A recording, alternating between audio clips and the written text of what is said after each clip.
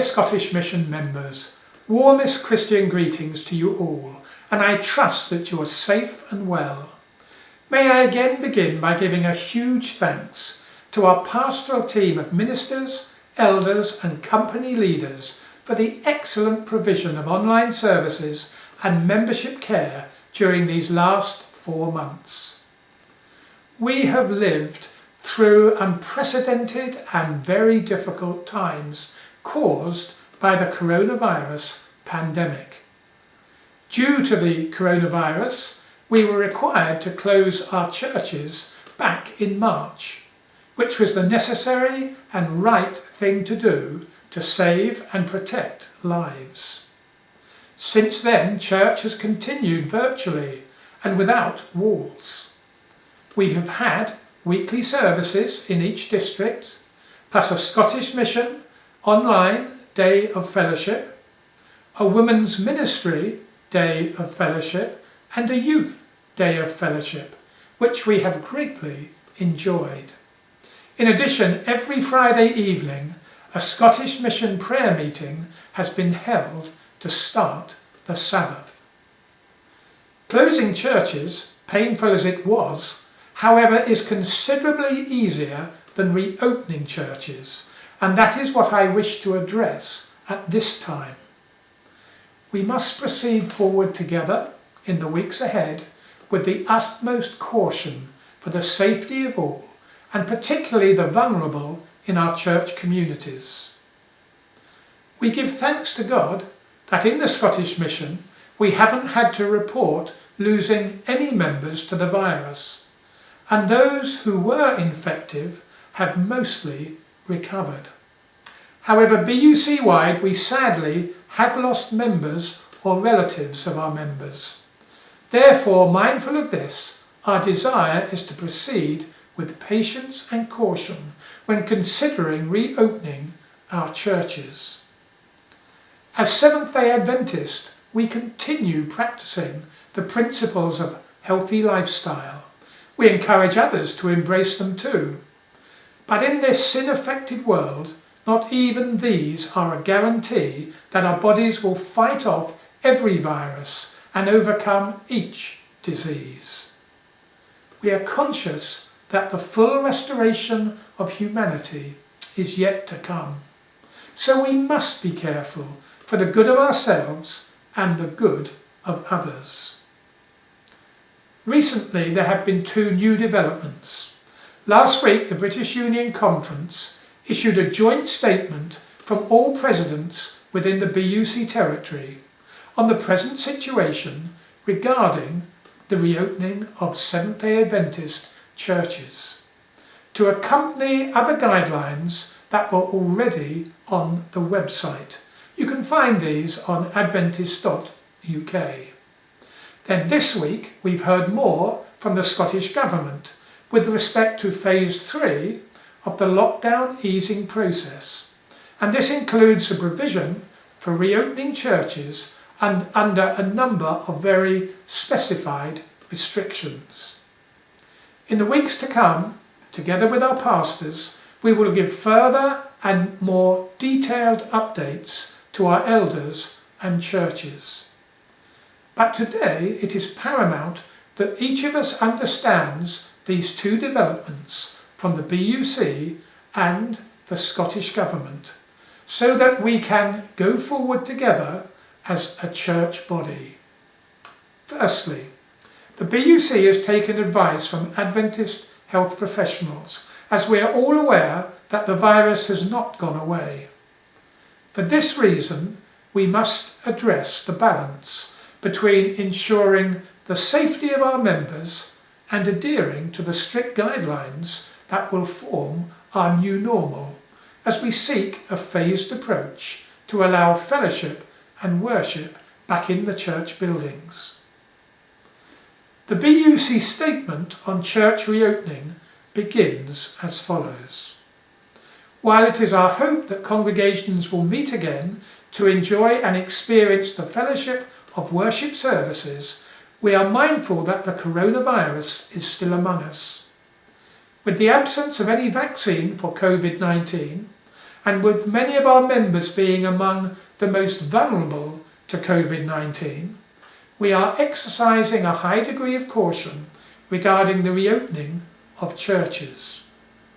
The BUC statement highlights a two-tiered approach as follows.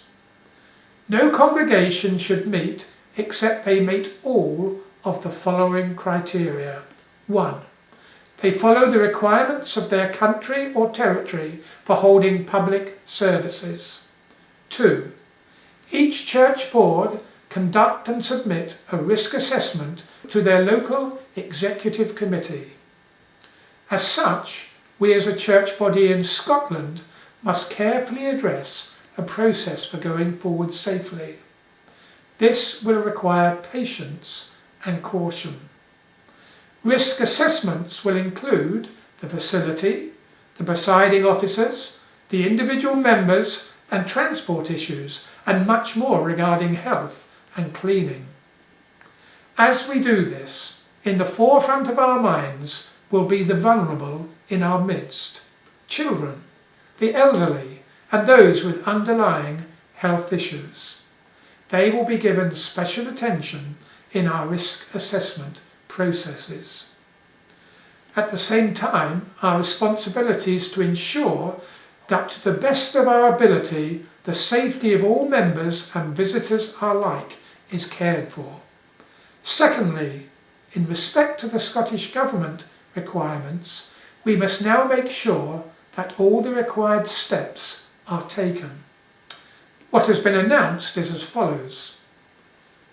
As places of worship can gradually reopen to a certain degree for communal prayer, congregational services and contemplation, it is with certain defined restrictions that include: numbers will be strictly limited.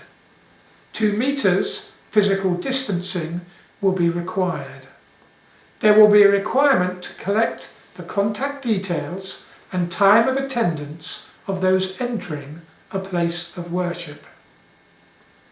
Given what is known of transmission risks, singing will also be restricted. Restrictions on attendance at services and ceremonies for funerals and weddings will be eased, however numbers will be even more limited than for worship generally, and physical distancing will be required. These restrictions must be considered, prepared for, and the inherent risks mitigated against. So as we pray for divine protection, attendance records, for example, will have to be in place to protect and notify everyone in case any infection within our congregation occurs. This is a requirement for track and trace and isolate. We all need to be prepared to see that the Church of 2020, 1 year closer to the return of Jesus Christ, will look differently to the Church of 2019.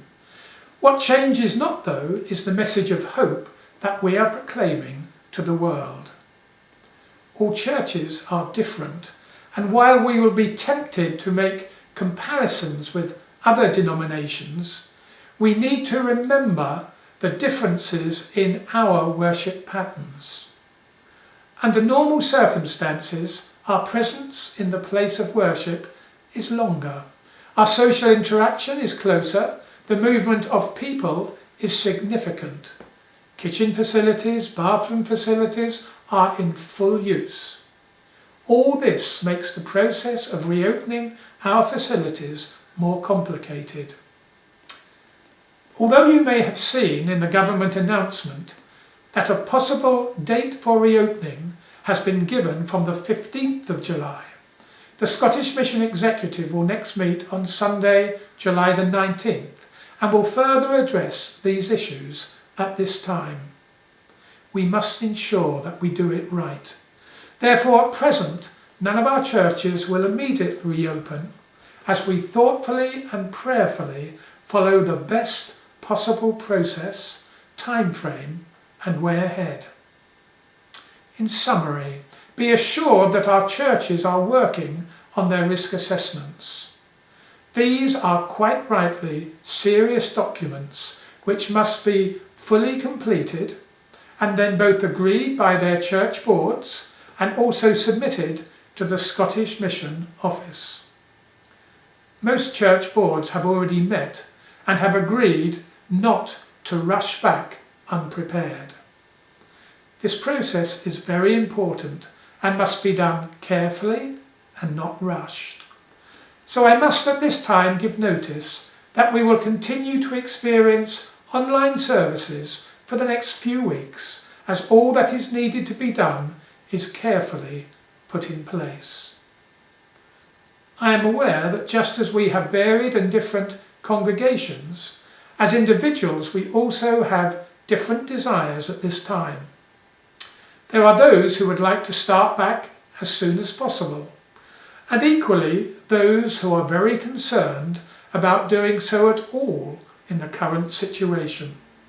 We understand this and are also mindful that some businesses or institutions have started up and then had to close down almost immediately again, and we wish to avoid this if at all possible.